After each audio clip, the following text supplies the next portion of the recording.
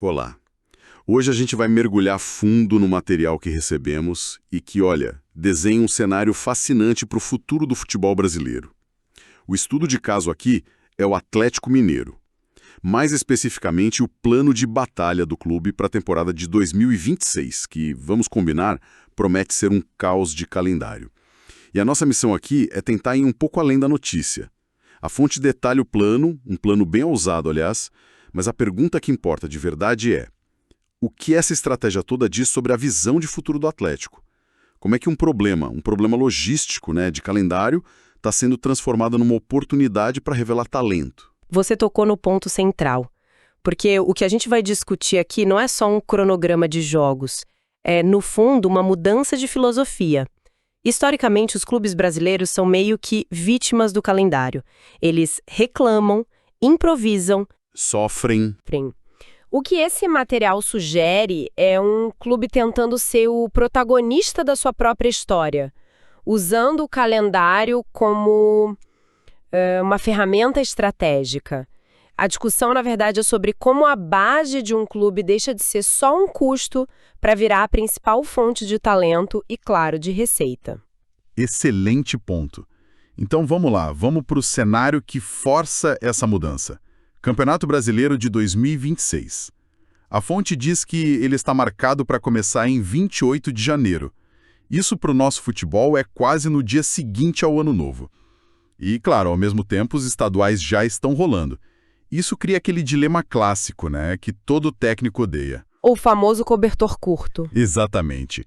Ou você faz uma pré-temporada decente, que é a base física para o time aguentar 70 jogos no ano, ou você joga o estadual para valer desde o começo. Tentar fazer os dois com o time principal é quase impossível. É impossível. E a maioria dos clubes tentam um meio termo, Usa um time misto, acelera a preparação. E o resultado a gente já conhece, um pico de lesões ali por abril, maio, e o time chega desgastado na hora que importa. E é aí que entra a solução do Atlético, que o nosso material aqui chama de equipe de transição. A ideia, na essência, parece simples. Um grupo de jovens da base vai jogar o Campeonato Mineiro. Mas o detalhe, o pulo do gato, é que eles não vão estar sozinhos. O comando vai ser do Jorge Sampaoli e da comissão técnica dele. Enquanto isso, o elenco principal, os caras mais cascudos, fica focado só na preparação para o Brasileirão, para a Libertadores. E é aqui que a gente precisa analisar as camadas, sabe? A primeira é a mais óbvia, gestão de risco. Você protege seu elenco principal do desgaste, das lesões. Mas a segunda camada é uma declaração de prioridades. O clube está dizendo para o mercado, para todo mundo, a nossa prioridade máxima são os campeonatos nacionais. Cada ponto no Brasileirão vale ouro desde o começo. Exatamente. É uma mudança de mentalidade porque, realisticamente, muitos clubes ainda dão um peso para o estadual que ele talvez não tenha mais. Nem financeiramente, nem esportivamente. Mas espera aí, isso não é arriscado? E se esse time de garotos vai mal no Mineiro? Imagina perder um clássico para o Cruzeiro com o time da base. A pressão da torcida pode virar uma crise, mesmo que a estratégia faça sentido no papel. O risco existe, com certeza. Futebol vive de paixão, de percepção. Mas aí entra a terceira camada, que para mim é a mais genial. A comunicação, a narrativa. Ao colocar o Sampaoli no comando desses meninos, o clube não está abandonando o estadual. Pelo contrário, ele está dizendo: este torneio é tão importante que nosso técnico principal vai usar como um laboratório para lapidar nossas futuras estrelas. A narrativa muda completamente. Muda tudo, deixa de ser um time de reservas e passa a ser a geração do futuro. Vira uma atração. Faz todo sentido. E falando nessa geração, o material que a gente analisou dá nome aos bois. São 9 atletas. E 2 perfis me chamaram muito a atenção. Eu queria entender o que a escolha deles significa. O primeiro é o volante Cissé, lá do Mali, de quem se fala muito pela força física, pela marcação. O outro é o meia Endel, o índio, que parece ser o oposto, mais técnico, o cérebro, o cara que organiza. O que a presença desses 2 perfis, aparentemente opostos, diz sobre o time que o Sampaoli quer montar? Ótima observação, porque esses 2 nomes são a síntese do futebol moderno. Você não pode mais ter um time só de operários ou só de artistas. A alta performance exige a combinação. A escolha do Cissé indica que o Sampaoli quer um meio-campo com uma capacidade de destruição e transição muito alta. Isso é essencial no jogo dele de pressão pós-perda. Ele é o motor. A sustentação do time. Exato. Já o Índio, que é o único do grupo que já jogou no profissional, ele representa a inteligência, a pausa, o passe que quebra a linha, ele é o cérebro. A aposta é que, ao cercar um cara criativo como o Índio com a força de um Cissé, você cria um ambiente onde o talento dele pode florescer sob pressão. Não é só escolher os 9 melhores, é escolher 9 peças que se encaixam. Perfeito. É montar um quebra-cabeça. Um time com uma identidade clara, que seja uma miniatura do que o Sampaoli quer para o time de cima. E tem um outro ponto que o texto destaca que me parece fundamental: o pedigree desses garotos. Muitos deles já são campeões na base, Brasileiro Sub-17, Copa do Brasil Sub-20. Isso muda tudo, né? Não são só bons jogadores, são jogadores que estão acostumados a vencer. Completamente. Isso tira uma parte da incerteza da equação, porque uma coisa é ter talento, outra é saber competir em jogo que vale taça. Essa mentalidade vencedora que vem lá da base é um ativo gigantesco. Eles não vão entrar no Campeonato Mineiro só para participar, eles vão entrar para ganhar, porque é o que eles fazem. Isso aumenta muito a chance da estratégia dar certo. Certo, o plano parece muito bem amarrado. Jovens vencedores, o técnico principal no comando, resolve o calendário e revela talento. Mas aí, qualquer torcedor que acompanhe um pouquinho a base do Atlético vai olhar essa lista e sentir falta de 2 nomes. Na verdade, os 2 nomes: Gabriel Veneno e Mosquito. Eles são tratados como as maiores joias do clube em anos. Por que diabos eles não estão nesse projeto? Minha primeira reação foi: ué, será que vão ser vendidos? Mas a explicação da fonte é bem mais sofisticada, né? É muito mais sofisticada. E é aqui que o plano do Atlético sobe de nível. Deixa de ser só inteligente e passa a ser brilhante. Sua reação é a mais natural. Mas aqui revela o oposto, um planejamento individualizado que é raríssimo. A fonte traz a explicação do gerente da base, o Luiz Carlos de Azevedo, e a lógica é a seguinte: Veneno e Mosquito não vão para esse time de transição porque o desafio seria pequeno demais para eles. Como assim? Pequeno demais?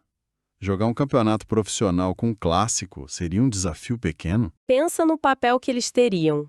No time do Mineiro, eles seriam, na melhor das hipóteses, boas opções, talvez titulares, mas dentro de uma estrutura já profissional. A avaliação do clube é que, para o estágio de desenvolvimento deles, o mais importante é: o texto usa os termos minutagem e protagonismo. Eles não precisam ser mais um na engrenagem. Eles precisam ser os caras. E é por isso que o destino deles vai ser a Copinha, a Copa São Paulo de Futebol Júnior. Agora eu fiquei confuso. Eles são bons demais pro Mineiro, mas vão jogar um torneio de base.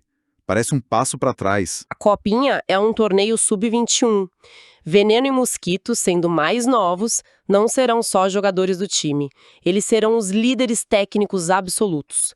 A bola vai passar por eles em toda a jogada. A responsabilidade vai estar nos ombros deles. Eles vão ser forçados a jogar contra adversários mais velhos, a liderar o grupo, a chamar a responsa, num torneio de mata-mata com visibilidade nacional. É um tipo de pressão, uma pressão de liderança que eles talvez não tivessem no time de transição. Onde eles poderiam se apoiar em outros, talvez. Exatamente. O clube está basicamente dizendo: para esses 9, a melhor escola é experiência profissional controlada. Para o Veneno e para o Mosquito, a melhor escola é aprender a ser a referência, o craque do time. É a diferença entre aprender a ser um bom soldado e aprender a ser um general. São escolas diferentes para necessidades diferentes. Entendi. É uma lapidação artesanal, não uma linha de produção. E quando a gente junta todas essas peças, a equipe no Mineiro, o plano específico para Veneno e Mosquito, a imagem que se forma é a que você falou antes, o estadual como um laboratório de luxo. Eu gostei dessa expressão. Vamos descompactar o que ela significa na prática. O laboratório é a parte fácil, né? É um ambiente para testar hipóteses. Será que o zagueiro Vitão aguenta a pressão de um clássico? Será que o Índio consegue organizar o time contra uma defesa fechada? São testes reais. A parte do luxo é o que torna a estratégia especial. O luxo é poder fazer esses testes numa competição oficial, com adrenalina, valendo pontos, mas sem o risco catastrófico que um erro teria no Brasileirão. Um erro no Mineiro é uma lição. Um erro no Brasileirão pode custar um título. Perfeitamente colocado. É um ambiente de alto desempenho com uma rede de segurança. Uma simulação quase perfeita do que eles vão encontrar no futuro. E se a gente conecta isso ao quadro geral, o que o Atlético está fazendo vai muito além de 2026. Eles estão criando um funil sustentável de talentos. E isso significa, no fim das contas, dinheiro. Menos necessidade de ir ao mercado e gastar uma fortuna. Claro, pensa como um negócio. Cada jovem da base que se firma no time principal representa uma economia de, sei lá, no mínimo uns 5, 10 milhões de euros. É um dinheiro que o clube não precisa gastar para contratar alguém de fora. Agora multiplica isso por 3, 4 jogadores por ano. E além da economia, você cria ativos. Um jogador que se destaca nesse processo pode render uma venda de 30, 40 milhões de euros para a Europa. Essa receita financia o clube inteiro. O que a gente está vendo não é só um plano tático, é um plano de negócio para garantir a competitividade do Atlético na próxima década. Fica muito claro, então. A análise desse material nos mostra um clube que não está só reagindo a um calendário apertado.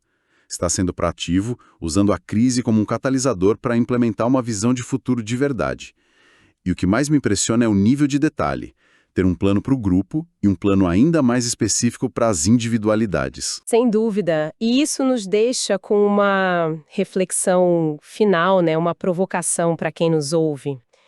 O modelo do Atlético, que na prática dá um novo significado para o campeonato estadual, transformando ele de um torneio muitas vezes ultrapassado numa plataforma de desenvolvimento de elite, parece uma resposta brilhante para os desafios do nosso futebol. A grande questão que fica no ar é: será que a gente está vendo o nascimento de um novo padrão de gestão para os grandes clubes do Brasil?